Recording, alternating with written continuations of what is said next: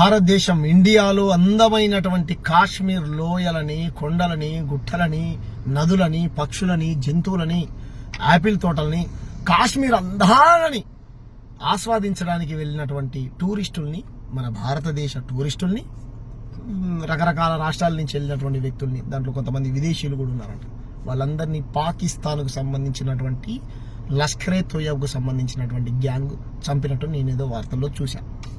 ఖబర్దార్, పాకిస్తాన్ లష్కరే తోయబా గూండా నా కొడుకులారా, మీకు చేతనైతే డైరెక్ట్ కొట్లాడాలరా మా జవాన్లతోని. మీకు నిజంగా దమ్ముంటే, మీ జీల దమ్ముంటే పాకిస్తాన్ బోషిడికే గలరా, మీకు దమ్ముంటే మా జవాన్లతో ధైర్యంగా కొట్లాడాలరా. మీరు కాశ్మీర్ అందాలను చూడడానికి వచ్చినటువంటి టూరిస్టులను చంపడం పిరికి పందుల చర్యరా ఇది. మొగతను డైరెక్ట్ కొట్లాడాలరా. మొగోళ్ళందరినీ కాల్చారు కదా, మీరు ఆడవాళ్ళని కాల్చలే కదా, మీకు కొట్లాడాలరా. దేశం అంటే నరేంద్ర మోడీ ఎక్కడు కాదు రే, మీరు నరేంద్ర మోడీ మీద ద్వేషం నింపుకొని మా భారతీయులను చంపుతారా, మా హిందువులను చంపుతారు, మా క్రైస్తవులను చంపుతారు, మా ముస్లింలను చంపుతారా. ఇంత ధైర్యం రా మీకు. కాబట్టి ఖబర్దార్, పాకిస్తాన్ గుండాలారా, పాకిస్తాన్ తీవ్రవాదులారా, భారతదేశ ప్రజలు ఒక్కసారి తిరగబడితే గనక ఒక్క నా కొడుకు మీ పాకిస్తాన్ లో ఉన్నట్టు ఒక్క మనిషి కూడా మిగలడు. కానీ మాదా సంస్కృతి కాదు. ప్రపంచ మానవాళిని అందరినీ ప్రేమించడం రా మా సంస్కృతి. మా గౌతమ బుద్ధుడు అదే నేర్పించాడు మాకు. మా మహాత్మా పూలే అదే నేర్పించాడు. మా సామ్రాట్ అశోక్ చక్రవర్తి అదే నేర్పించాడు. మా డాక్టర్ బాబాసాహెబ్ అంబేద్కర్ అదే మా మహనీయులు అదే నేర్పించాడు రా. మా దేశంలో ఉన్నటువంటి గొప్ప నీతి ఏంటంటే, మేము చీమకు కూడా అని చెయ్యంరా. మంచొచ్చాడు ఒకప్పుడు మనందరం కలిసి ఉన్నాం, నచ్చగా విడిపోయాను. మీ పని మీరు చేసుకోండి. అంతేగాని నరేంద్ర మోడీ మీద కోపం ఉంటే భారతీయులను చంపుతావురా. నరేంద్ర మోడీ దేశభక్తుడేం కాదు, ఆయనను కూడా చంపొద్దు. మీరు ఆయన మీద ఎందుకు కోపం పెట్టుకుని, ఆయన మీద కోపం పెట్టి పిలుచుకొని మీ ప్రధానమంత్రిని కూర్చోబెట్టుకొని మాట్లాడప్పుడు పిలుచుకొని బిర్యానీ పెట్టారు కదా. మీ ఇమ్రాన్ ఖాన్ బిర్యానీ పెట్టగానే తిన్న 2 నెలలకో 3 నెలలకో భారత జవాన్లు మన పుల్వామాలో 43 మంది జవాన్లు చనిపోయారు.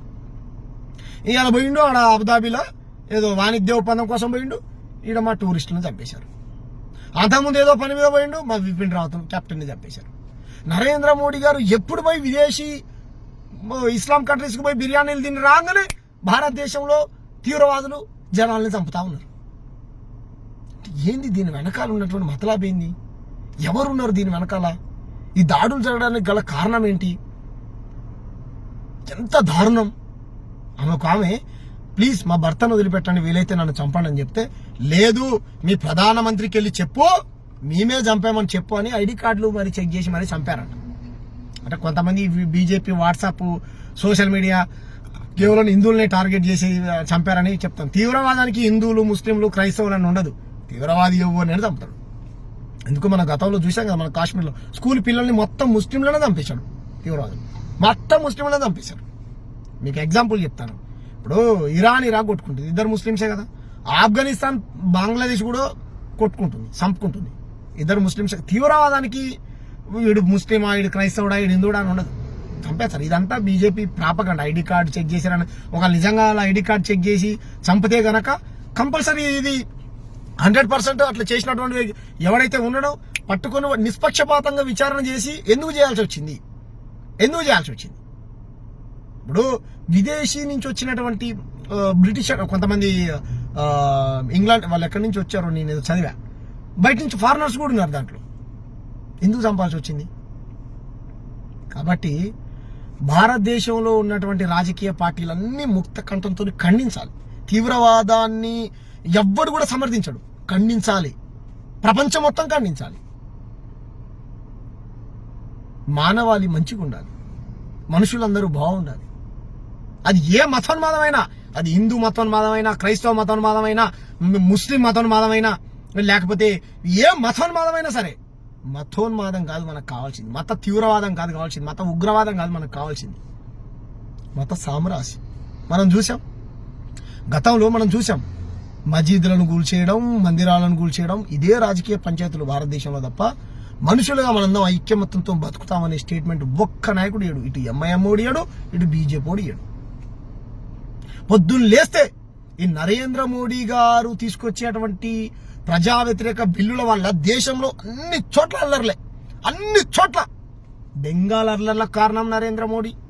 పంజాబ్ లో రైతులు మేకులు గుచ్చిచ్చి కాళ్లకు వాళ్ళని చిత్రహింసలు పెట్టాడు నరేంద్ర మోడీ. మణిపూర్ మొత్తం మండిపోవడానికి కారణం నరేంద్ర మోడీ. ఈరోజు వద్దంటున్నటువంటి భాషని బలవంతంగా తమిళ ప్రజల మీద రుద్ది వాళ్ళని రోడ్ల మీదకి ఎక్కి పోరాటం చేస్తుంటే వాళ్ళని లాఠీ దెబ్బలు కొట్టిస్తున్నాడు నరేంద్ర మోడీ. భీమా కోరేగాంలో పంచాయతీ పెట్టాడు నరేంద్ర మోడీ. ఛత్తీస్గఢ్ లో పంచాయతీ పెట్టాడు నరేంద్ర మోడీ. కాశ్మీర్లో ఈరోజు ప్రజలకు హక్కులు లేకుండా చేశాడు. చెప్పండి, ఎక్కడ హిందూ ప్రధాని అయినటువంటి నరేంద్ర మోడీ పాలనలో హిందువులకు రక్షణ లేకుండా పోయింది. 80% మంది హిందువులకు రక్షణ లేకుండా పోయింది నరేంద్ర మోడీ పరిపాలన అవగాహన లోపం వల్ల. ఎందుకంటే ఈ నరేంద్ర మోడీ గారు ఏం చదువుకున్నాడో చెప్పడు, ఎంత నాలెడ్జ్ ఉందనేది ఎవరన్నా టీవీ ఛానల్స్ చూడండి. ఎలా అండి మీరు దేశాన్ని ఎలా రక్షించబోతున్నారు, ఇంకా ముందట ఎటువంటి నిర్ణయాలు తీసుకోబోతున్నారు దేశ అభివృద్ధి కోసం అంటే చెప్పడు. ఎందుకంటే ఆయన ఇంటర్వ్యూలు అక్షయ్ కుమార్ కు, కంగనా రనౌత్కి ఇస్తాడు. దేశంలో ఉన్నటువంటి ఇంటలెక్చువల్ జర్నలిస్టులకు ఇయ్యడు. కంగనా రనౌత్, అక్షయ్ కుమార్ బీజేపీ కార్యకర్తలు, వాళ్ళకి ఇంటర్వ్యూ ఇచ్చేది ఎవరు? మనల్ని ఎవరు కాపాడాలి? మనం ప్రధానమంత్రిని ప్రజాస్వామ్య ప్రక్రియలు ఎన్నుకున్న ఆ ప్రధానమంత్రి మన కోసం పనిచేయట్లే. ఆదానీల కోసం, అంబానీల కోసం దేశంలో ఉన్నటువంటి సంపద మొత్తం వాళ్ళకి కాశ్మీర్ మొత్తం కాశ్మీర్ మొత్తం ఆదాని కొనేసుకున్నాడు. కాశ్మీర్లో ఉన్నటువంటి ముఖ్యమంత్రి ముస్లిం, ఆయనతో వీళ్ళు కూర్చొని చాలా రోజులు భోజనాలు చేసి అమిత్ షా, నరేంద్ర మోడీ, జేపీ నడ్డా, అంతకుముందు ఉన్నటువంటి హోంమంత్రి రాజ్నాథ్ సింగ్ గారు పోయి మాట్లాడారు. అక్కడ ఉన్నటువంటి సమస్యలు తెలుసుకోవాలి కదా, కాశ్మీర్ ప్రజల్ని మనం కాపాడుకోవాలి కదా, కాశ్మీర్ని మనం ఇది చేసుకోవాలి కదా. నరేంద్ర మోడీ ఉగ్రవాదాన్ని అంతం చేయలేడు. ఎందుకంటే ఈ దాడులు జరగడానికి గల కారణం ఏంటి? ఇప్పుడు ట్రంప్ గారు ఇన్వాల్వ్ అయ్యి మీ ఇద్దరు దేశాల సమస్యను నేను పరిష్కరిస్తా అంటాడు. మాకు ఇంకా ఆయుధాలు కావాలని ఇండియాతో ఒప్పందం చేసుకుంటాడు, పాకిస్తాన్తో ఒప్పందం చేసుకుని వాళ్ళకి అమ్ముతాడు, మనకు అమ్ముతాడు. 1 లక్షల కోట్ల రూపాయలు మనం డబ్బులు ఇస్తాం, ఏమంటే వాడు లబ్ధి పొందుతాడు. హిందూ ముస్లిం పంచాయతీ పెట్టి బీజేపీ కూడా రాజకీయంగా లబ్ధి పొందుతాడు. బీజేపీకి రాజకీయంగా లబ్ధి పొంది వాడు గెలుస్తాడు, ఇటు ఎంఐఎం కూడా గెలుస్తాడు. మధ్యలో బలైపోయింది 80% ఉన్న హిందువులు, 20% ఉన్న ముస్లింలు. ఇక క్రైస్తవుల పరిస్థితి అయితే చెప్పాల్సిన పని లేదు, వాళ్ళు రోడ్డు మీద ఫాస్ట్లోనే చంపుతారు. ఇక మనం చూసినాం కదా మనం ప్రవీణ్ పగడాల. చెప్పండి, మనిషి ఒకటి చచ్చిపోతే వాడు ఏ మతమోడు, ఏ కులమోడు, ఇదే కోణంలో చూసుడు. ఇప్పుడు నిజంగానే ఐడి కార్డులు చూసి మీరు హిందూ పేరుంటే కాల్చి చంపారు అనేది నాకు తెలిసి అయితే ఇది BJP propaganda, BJP WhatsApp university సృష్టించినటువంటి ప్రాపగాండాగా మనం భావించాలి తప్ప. ఎందుకంటే నాకైతే నమ్మబుద్ధి అవ్వట్లేదు. నిజంగా అలా చేసి ఉంటే కనుక వాడు ఎంతటి వ్యక్తి అయినా సరే నిష్పక్షపాతంగా విచారణ చేసి శిక్ష అయిపోయారు వానికి. ఎందుకంటే గతంలో బాంబులు పెట్టినప్పుడు కాంగ్రెస్ హయాంలో వాడు ఎవడైనా సరే పూర్తి విచారణ చేయించి వానికి ఉరిశిక్ష లేపించాయి. కాసబ్ గాడు, గీసబ్ గాడు ప్రజలందరూ చూస్తుండగా. నరేంద్ర మోడీ వచ్చిన తర్వాత లేదు. చూడు, 43 మంది జవాన్లు చనిపోయారు. వాళ్ళ కుటుంబాలని పరామర్శించినటువంటి దాఖలా లేదు నరేంద్ర మోడీ. వాళ్ళ కుటుంబాలకు ఇంతవరకు న్యాయం చేయలేదు. బిపిన్ రావత్ గారు చనిపోయారు. మన అభినందన్ గారు పాకిస్తాన్ లో చిక్కిపోతే నరేంద్ర మోడీ ట్రంప్ గారు నా దోస్తు ఆయనతో మాట్లాడుతున్నాడు. ఇప్పుడు దోస్తు అడిగిపోయిండు, ఉగ్రవాదాన్ని అంతం చేస్తానటువంటి. అప్పుడు బరాక్ ఒబామా గారేమో అప్పుడున్నటువంటి పేరేం పేరు, వాడిని పట్టుకొని జ్వరబడి పట్టుకొని చిక్కాలు చంపారు. 43 మంది జవాన్లను చనిపోతే ఇంత చచ్చిపోతే మరి ట్రంప్ గారితో మాట్లాడి ఎవరు చంపించిండు ఏందన్నా ఎందుకు నువ్వు చేయవు నరేంద్ర మోడీ? ఎందుకంటే వీడు తెల్లదొర, ట్రంప్ గాడు దొంగ, ట్రంప్ గాడు నెంబర్ 1 దొంగ. బరాక్ ఒబామా గారికి చేతులు ఎత్తి దండం పెట్టాలండి. ఉగ్రవాదాన్ని అంతం చేస్తానని అప్పుడు ఉన్నటువంటి ఎవడెవడైతే ఇటువంటి ఏదో పనులు చేశారో, మత కలహాలు పెట్టి ప్రజల సావులకు కారణమైందో మొత్తం ఎక్కడికక్కడ ఏరి పారేశాడు.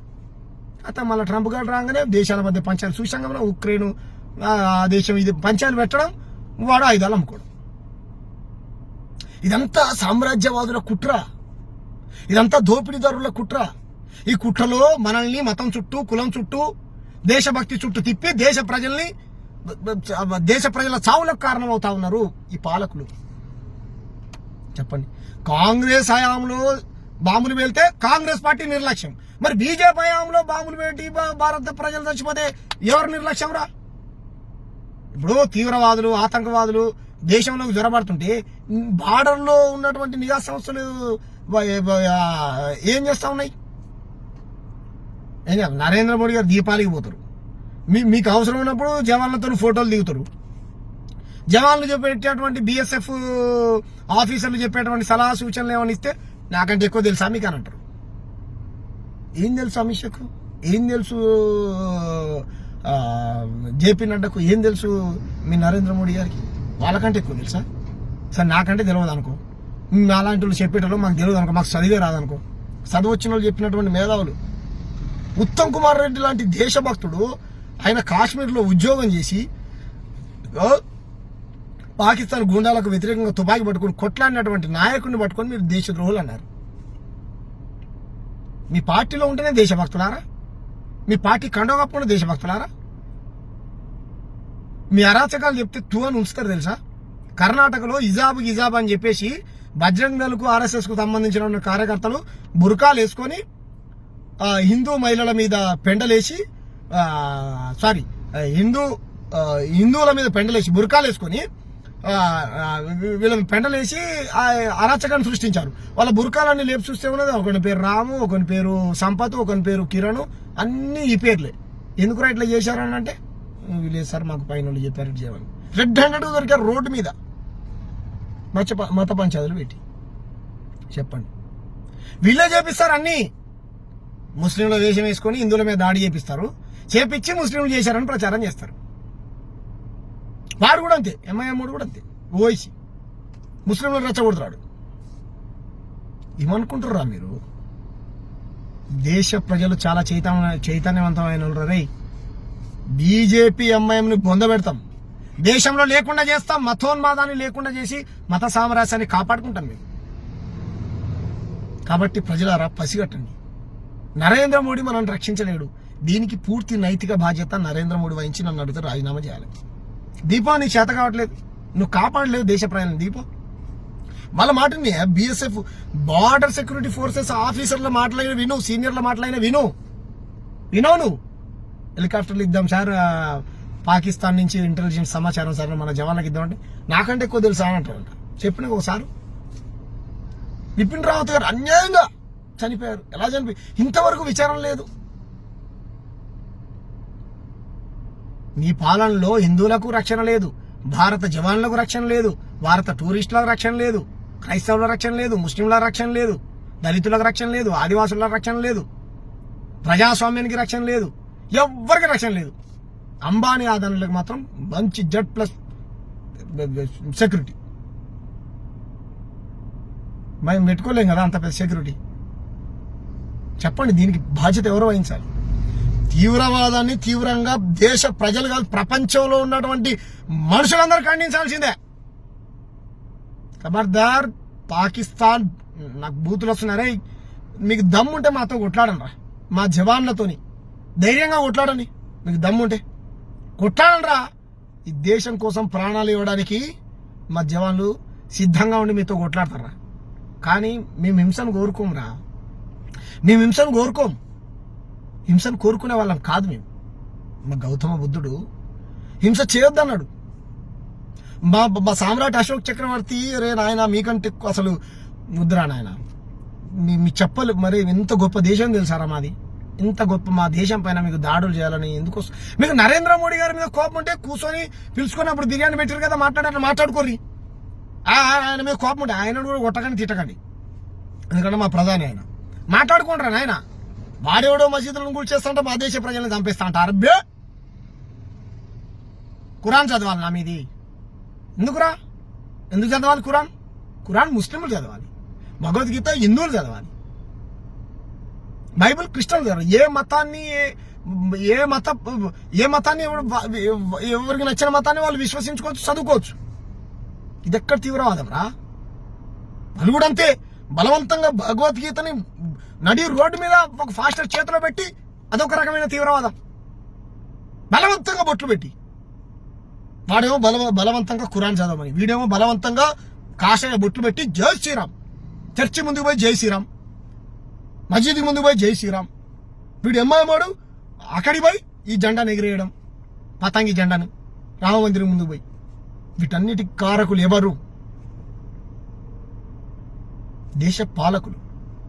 ఓట్ల కోసం ప్రజల మధ్య మత ఘర్షణలు సృష్టించి హిందువుల్ని ముస్లింని సపరేట్ చేసి ప్రజా సమస్యల్ని తప్పుదో పట్టించి పరిపాలన సరిగ్గా చేయకుండా దేశాన్ని అభివృద్ధి చేయకుండా ఎంతసేపు మతం చుట్టూ కులం చుట్టూ చర్చను తిప్పి దేశ ప్రజల మైండ్ని ఎక్కడికక్కడ నాశనం చేస్తామని దేశాన్ని మీరు ఒక కాలేజ్ మీద, స్కూల్ మీద, ఒక హాస్పిటల్ మీద, అభివృద్ధి మీద, ఒక నేచర్ మీద, ఆరోగ్యం ఏం ధ్యాస లేదు మీకు. ఎంతసేపు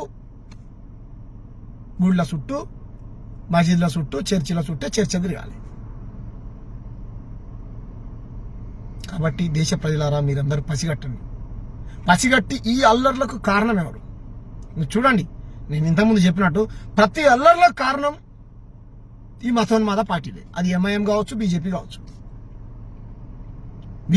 ఎంఐఎం కావచ్చు. ఇప్పుడు కాంగ్రెస్ హయాంలో ఇటువంటి జరిగినప్పుడు కాంగ్రెస్ ప్రభుత్వం బాధ్యత వహించాలన్నటువంటి బీజేపీ నాయకులు, మరి మీ హయాంలో ఇన్ని దాడులు బైమాగాము, కోరేగాము, మాలేగాము, పుల్వామా, ఇప్పుడు లదాఖ్, లేకపోతే ఈరోజు జరిగినటువంటిది వందలు ఇట్లాంటి. మరి ఈ దాడులకు ఎవరు బాధ్యత వహించాలి? అప్పుడు అల్లం, ఇప్పుడు బెల్లమా? మీరు మాట్లాడే మాటలు మీకన్నా అర్థమవుతున్నారా? వాట్సాప్ యూనివర్సిటీ మీకే చెప్పేది. ఇంకెన్ని రోజులు రా మోడీ గారిని కాపాడే ప్రయత్నం చేస్తారు? పరిపాలన చేయండి రా, మేము కూడా ఓట్లేస్తాం. నేను పార్టీలో ఉన్నప్పటికీ కూడా ఈ మాట చెప్తున్నా. చూడు, అంత ప్రేమరా మాకు దేశం అంటే. ఈ దేశం మాది. ఈ దేశంలో ఉన్నటువంటి ప్రజలం మీ మూలవాసనం. ఈ దేశం మాది. గట్టిగా మాట్లాడితే నాది చెప్పు. మేము నరేంద్ర మోడీ చేతకపోతే దీపం అని చెప్పు. వీసీకే కార్యకర్తలను కాపాడతాం. ఈ దేశ ప్రజల్ని వీసీకే కార్యకర్తలను మేము కాపాడతాం. పాకిస్తాన్ గూండాలని తరిమి కొడతాం. కాళ్ళు లోపల పెడితే ఇరిసి పడేస్తాం కాళ్ళని. నాకు కొడుకురా నవ్వుకొని మా వీసీకే కార్యకర్తలు కాపాడు. మా ప్రాణాలు పనంగా పెట్టి, ప్రాణాలు పోయినా సరే, రోజుకొకరు మేము చచ్చినా సరే 100 మందిని చంపుతాం నా దేశం మీదకి ఎవరికన్నా వస్తే. ఉగ్రవాదులు అంత గొప్ప దేశభక్తులు మేము. మీకు లేదు దేశభక్తి. మీ దేశభక్తి కాదు, మీది అధికారం కోసం పాకులాడేటువంటి స్వార్థ బుద్ధితో కూడినటువంటి దొంగ దేశభక్తి మీది. మీ దేశభక్తి కాదు. కాబట్టి ప్రజలందరూ దీన్ని పసిగట్టాలని, చనిపోయినటువంటి కుటుంబాలకు నా ప్రగాఢ సానుభూతిని తెలియజేస్తూ వారి ఆత్మకు శాంతి చేకూరాలని, భగవంతుడు వాళ్ళని చల్లగా చూడాలని, ఇటువంటి దాడులు మళ్ళా జరగకుండా ఉండాలని, భారతీయులందరూ ఈ దాడిని తీవ్రంగా ఖండించాలని అన్ని రాజకీయ పార్టీలు, ప్రజా సంఘాలు, ప్రతి ఒక్క పౌర సమాజం మొత్తం, ప్రపంచ మానవాళి మొత్తం తీవ్రంగా ఖండించాలని, మనుషులందరూ మంచిగా ఉండాలని మనస్ఫూర్తిగా కోరుకుంటూ ఆ కుటుంబాలని ప్రభుత్వమే ఆదుకోవాలని, నరేంద్ర మోడీ గారే ఆదుకోవాలని, గతంలో దేశం కోసం ప్రాణాలు ఇచ్చినటువంటి జవాన్లని, ఈరోజు పాకిస్తాన్ తీవ్రవాదుల చేతిలో చనిపోయినటువంటి దేశ ప్రజల్ని, విదేశీయులుంటే వాళ్ళని, క్రైస్తవులున్నా, ముస్లింలున్నా, హిందువులున్నా, ఎవరినైనా సరే వాళ్ళ కుటుంబానికి అండగా నిలవాలని మనస్ఫూర్తిగా కోరుకుంటా ఉన్నాను. Thank you. జై భీమ్, జై భారత్, జై సంవిధాన్. జోహార్ భారత్ జవాన్లకు, జోహార్ ఉగ్రవాదుల చేతిలో అమరులైనటువంటి నా దేశ టూరిస్టులకు.